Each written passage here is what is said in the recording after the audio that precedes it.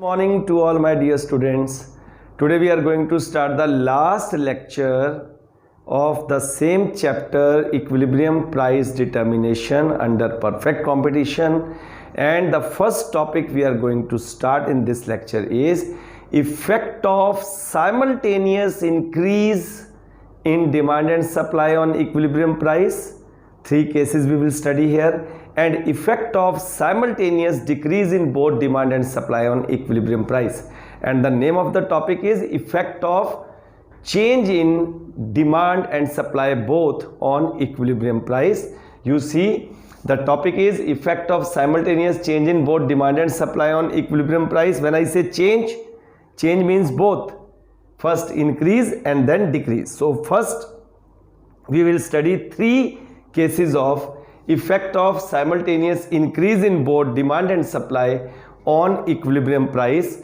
And here we will study first case, when demand increases more than supply. This is the first case we are going to discuss. Equilibrium price पर दोनों demand और supply बराबर है। ध्यान देना, अब क्या हो रहा है, दोनों में चेंज आ रहा है। पहले हमने खाली डिमांड को इंक्रीज किया था, फिर हमने खाली सप्लाई को इंक्रीज किया था। यहां पर क्या है, दोनों में चेंज आ रहा है, डिमांड भी इंक्रीज होगी, सप्लाई भी होगी। अब केस क्या है, ध्यान से सुनना। डिमांड इंक्रीजेज मोर, डिमांड इंक्रीज हुई, सप्लाई इंक्रीजेज लेस। पहले दोनों बराबर थे, डिमांड इंक्रीजेज मोर, सप्लाई इंक्रीजेज लेस। तो ऊपर कौन है, मार्केट डिमांड। इसका मतलब मार्केट डिमांड मार्केट सप्लाई से ज्यादा, तो क्या होगा, इक्विलिब्रियम प्राइस बढ़ेगा। यह केस है, देखो ध्यान से। When the demand increases more than supply, इसका नाम है when equilibrium price rises। ध्यान से सुनना इसको। Earlier at equilibrium price OP, market demand is equal to market supply। दिख रहा है आपको ये। अब क्या हुआ, now the market demand increases more, right hand side देखो, इतना इंक्रीज हुआ, इतना गैप है। और मार्केट सप्लाई कहाँ इंक्रीज होती है, राइट हैंड साइड डाउनवर्ड, ये थोड़ी इंक्रीज हुई। अब क्या होगा, ये देखो, ये यहां पर आके नया पॉइंट आ गया E1। जब मार्केट डिमांड ज्यादा इंक्रीज होगी, मार्केट सप्लाई थोड़ी, तो मतलब मार्केट डिमांड मार्केट सप्लाई से ज्यादा है, प्राइस बढ़ेगा। दिख रहा है आपको बढ़ता हुआ। प्राइस के बढ़ने से ये देखो सप्लाई एक्सटेंड होगी, ये दिख रही है एक्सटेंशन इन सप्लाई। ये देखो सप्लाई की extension from down to up on the new supply curve. और मार्केट प्राइस के बढ़ने से डिमांड कॉन्ट्रैक्ट होगी, तो down to up movement on the new demand curve. और ये दोनों पॉइंट नए इक्विलिब्रियम पॉइंट पे मिलेंगे E1। न्यू प्राइस होगा P1, न्यू क्वांटिटी होगी OQ1। तो ये तो हो गया when demand increases more than supply. अब शुरू करेंगे when demand increases equal to supply. Demand और सप्लाई दोनों बराबर थे, जितनी डिमांड बढ़ी उतनी सप्लाई बढ़ी, तो क्या होगा, दोनों बराबर रहेंगे। इक्विलिब्रियम प्राइस कांस्टेंट रहेगा, सिर्फ equilibrium quantity demanded and supplied increase हो जाएगी। देखो यहां पर यही कह रहे हैं, when demand increases equal to supply. इस केस में क्या हुआ, जितनी डिमांड बढ़ी, देखो आप दिख रहा है आपको डिमांड कर्व MD MD1, और जितनी डिमांड बढ़ी उतनी सप्लाई बढ़ी, तो इक्विलिब्रियम प्राइस कांस्टेंट रहेगा। Only equilibrium quantity demanded and supplied will increase from OQ to OQ1। Very simple. Third case, when demand increases less than supply। अब देखो equilibrium में दोनों बराबर थे, ठीक। अब demand increases less than supply, इसका मतलब सप्लाई ज्यादा इंक्रीज कर गई, डिमांड थोड़ी। और क्या मतलब हुआ, सप्लाई ऊपर है डिमांड नीचे है, तो प्राइस गिरेगा। देखो प्राइस गिर गया, प्राइस के गिरने से डिमांड, नए वाले डिमांड का ऊपर एक्सटेंशन होगी ऊपर से नीचे, और नए वाले सप्लाई का ऊपर कॉन्ट्रैक्शन होगी ऊपर से नीचे। तो देखो दोनों आके इस पॉइंट पर मिलेंगे E1, तो new equilibrium point will be E1। यही लिखा हुआ है यहां, new equilibrium price will be OP0। Price गिर जाएगा, तभी तो इसका नाम रखा when equilibrium price fall. And new equilibrium quantity demanded and supplied will increase from OQ to OQ1। तो ये हमारा केस हो गया थर्ड। अब आ गया effect of simultaneous decrease in both demand and supply on equilibrium price. पहले तो हमने इंक्रीज वाले पढ़ लिए, अब हम पढ़ने वाले हैं डिक्रीज वाले केस। तो देखो पहला case, when demand decreases more than supply. अब ध्यान देना, ये मार्केट डिमांड है, ये मार्केट सप्लाई है। अब दोनों में डिक्रीज होना है। कह रहा है डिमांड डिक्रीजेज मोर, डिमांड ज़्यादा डिक्रीज कर गई, सप्लाई कम कर रही है। इसका मतलब ऊपर कौन है? सप्लाई। तो जब सप्लाई डिमांड से ज़्यादा होगी तो क्या होगा? प्राइस गिरेगा। देखो इसका नाम भी यही है, व्हेन इक्विलिब्रियम प्राइस फॉल्स। ये देखो जब इक्विलिब्रियम प्राइस गिरेगा तो क्या होगा? प्राइस के गिरने से डिमांड एक्सटेंड होगी। ये देखो नए वाले डिमांड कर्व पर ऊपर से नीचे एक्सटेंशन, सप्लाई कॉन्ट्रैक्ट होगी, नया वाला सप्लाई कर्व पर ऊपर से नीचे कॉन्ट्रैक्शन। अब नया पॉइंट आ जाएगा E0, नई प्राइस हो जाएगी OP0, नई क्वांटिटी हो जाएगी OQ0। तो ये हो गया when demand decreases more than supply. अब चलते हैं नेक्स्ट केस इसका, when equilibrium price remain constant. जितना डिमांड डिक्रीज होगी उतनी सप्लाई। बहुत आसान है। ये देखो हमने इसको ऐसे कर दिया, इसमें तो हमने एक्सटेंड किया था। देखो इस केस में तो हमने थोड़ा सा एक्सटेंड किया था दोनों को। यहाँ पर तो सेम एक पॉइंट ले लेंगे, इतनी सप्लाई को डिक्रीज करेंगे उतनी डिमांड, तो प्राइस तो कांस्टेंट रहेगा, सिर्फ equilibrium quantity demanded and supply decrease हो जाएगी OQ से OQ0। लास्ट, जब हमारी डिमांड डिक्रीज होगी लेस देन सप्लाई, देखो दोनों बराबर हैं, ये डिमांड है मेरा लेफ्ट साइड, ये राइट साइड जो है सप्लाई है। Demand decreases less than supply, इसका मतलब सप्लाई ज़्यादा नीचे चली गई, ऊपर कौन रह गया? डिमांड। जब डिमांड ऊपर होगी सप्लाई नीचे होगी तो क्या होगा? प्राइस बढ़ेगा। देखो यहाँ पर equilibrium price increases from OP to OP1, और इससे क्या होगा? ये देखो नया वाली जो हमारा सप्लाई कर्व है उसमें एक्सटेंशन होगी नीचे से ऊपर, नए वाले डिमांड कर्व पर हमारी कॉन्ट्रैक्शन होगी नीचे से ऊपर। नया हमारा जो इक्विलिब्रियम पॉइंट है वो E0, न्यू प्राइस इंक्रीज हो जाएगी OP1 और न्यू क्वांटिटी डिक्रीज हो जाएगी OQ से OQ0। तो इसके साथ ही हमने इफेक्ट ऑफ साइमल्टेनियस चेंज, पहले तीन cases increase when demand increases more than supply, जिसको बोलते हैं equilibrium price increases, when demand increases equal to supply, जिसको बोलते हैं equilibrium price remain constant, when demand increases less than supply, जिसको बोलते हैं इक्विलिब्रियम प्राइस फॉल। और अगले तीन case, when demand decreases more than supply, जिसको बोलते हैं equilibrium price falls, when demand decreases equal to supply यानी constant, equilibrium price will remain constant. और थर्ड पड़ा when demand decreases less than supply और व्हेन इक्विलिब्रियम प्राइस राइजेस। तो ये हमारा टॉपिक खत्म हो गया।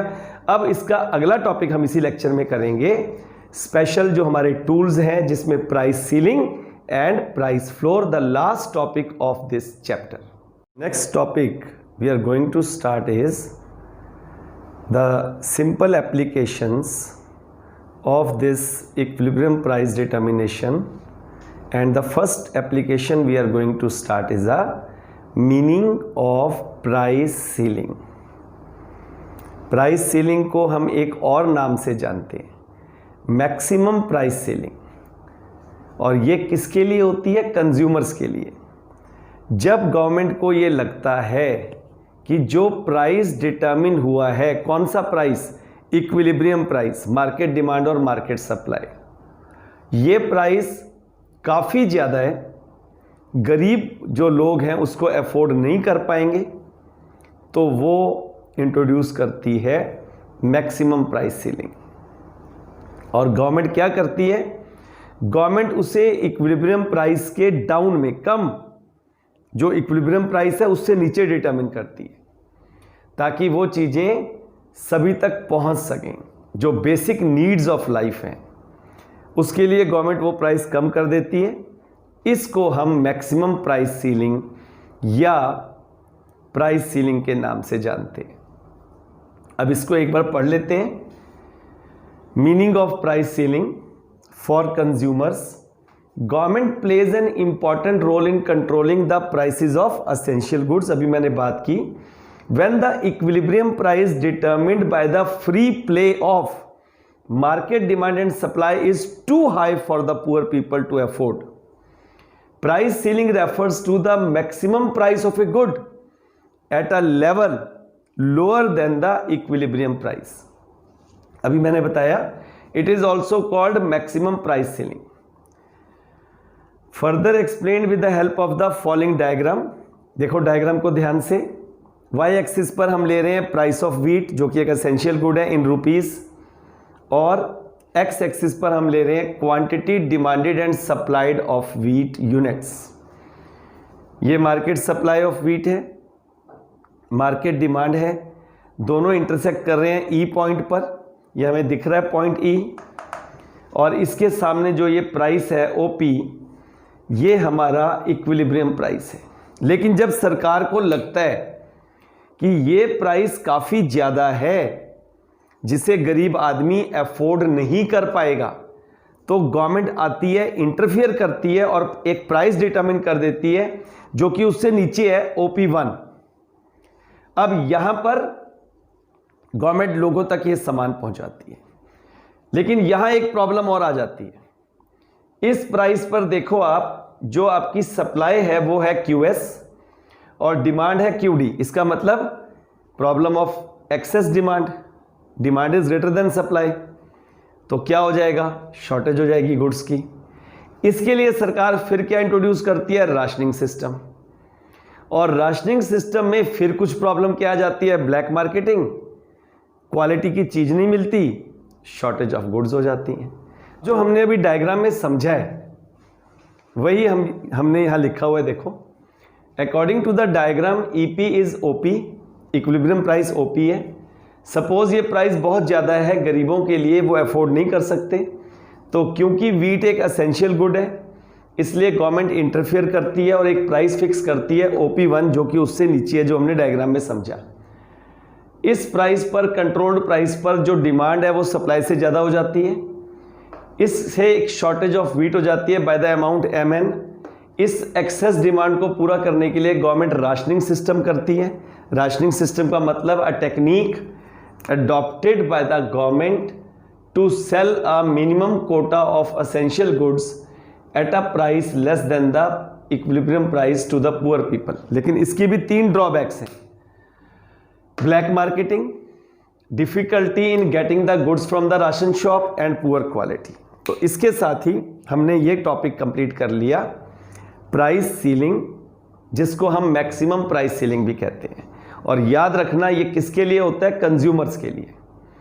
अब दूसरा है हमारे पास प्राइस फ्लोर, जिसको मिनिमम सपोर्ट प्राइस भी कहते हैं, इसको मिनिमम प्राइस सीलिंग भी कहते हैं। ये होता है प्रोड्यूसर्स के लिए, जब सरकार को लगता है कि जो इक्विलिब्रियम प्राइस है जो मार्केट में डिटरमिन हुआ ये कम है, इससे प्रोड्यूसर्स को पूरा कंपनसेशन नहीं मिल पाएगा, उनकी कॉस्ट नहीं मिलेगी, तो सरकार एक प्राइस डिटरमिन कर देती है जो कि उससे हायर होता है, जिसको मिनिमम सपोर्ट प्राइस, न्यूनतम समर्थन मूल्य, ताकि लोगों को, जो भी किसान है वो गेहूं और जो फसल वो लगा रहे हैं चावल, उनको एक अच्छा प्राइस मिल जाए। ये एक सरकार की तरफ से गारंटी है, तो प्रोड्यूसर बहुत ही ज़्यादा निश्चिंत होकर फिर अपना काम कर सकता है। देखो अब इसको रीड करते हैं। Minimum price ceiling, price floor for producers और sellers, it refers to the minimum price fixed by the government which the producer must be paid for their produce. It is above the equilibrium price. Most well-known example of the price floor is MSP, minimum support price, for agricultural products like wheat, rice, sugar, etc. It is explained diagrammatically as below। ये देखो, ये demand, ये market supply, ये आपका जो है OQ, quantity demanded and supplied, OP is the price of wheat. सरकार को लगा कि ये प्राइस थोड़ा है, सरकार ने प्राइस फिक्स किया OP1। अब इस प्राइस पर देखो सप्लाई तो ज़्यादा है, डिमांड कम है, एक्सेस सप्लाई की प्रॉब्लम आ गई। अब सरकार क्या करती है, सरकार कहती है घबराने की बात नहीं, जो एक्सेस सप्लाई है उसको सरकार खरीद लेती है, प्रोक्योर करती है और बफर स्टॉक मेंटेन कर देती है और बढ़िया क्वालिटी का सामान बाहर एक्सपोर्ट कर देती है। देखो वो यही कह रहे हैं। According to the above diagram, EP is OP, EP का मतलब equilibrium price. Supposed to protect the producer's interest and to provide the incentive for further production, government declares the price floor at OP1। Government ने ये price determine किया which is more than the equilibrium price OP। At this support price there is a possibility of excess supply by the amount MN या QDQS। This excess supply is purchased bye the government for two things, either buffer stock और exports. तो हमने ये दोनों concept अच्छी तरह से समझ लिए। अब बेटे हमारा syllabus up to mid term complete हो गया। मैं अपने बच्चों को, जिनको मैं पढ़ा रहा हूँ, अपने स्कूल के सभी बच्चों को कहूँगा कि अपनी पूरी अच्छी तरह से तैयारी कर लो, नोट्स बनाओ। आपको ऑल द बेस्ट। और जो बाकी बच्चों ने भी मुझे सब्सक्राइब किया हुआ है, जो यूट्यूब के ज़रिए मेरे साथ लिंक्ड हैं, उन सब सब्सक्राइबर्स को भी कहूँगा, पहले तो बेटे ठीक है, good, thanks a lot for subscribing, but तभी फ़ायदा आपको होगा जब आप साथ साथ अपने नोट्स बनाओगे। हाँ, अपने स्कूल के टीचर का कहना भी ज़रूर मानो, सभी टीचर्स की रिस्पेक्ट करोगे तो आपको सब कुछ मिलेगा। God bless you all.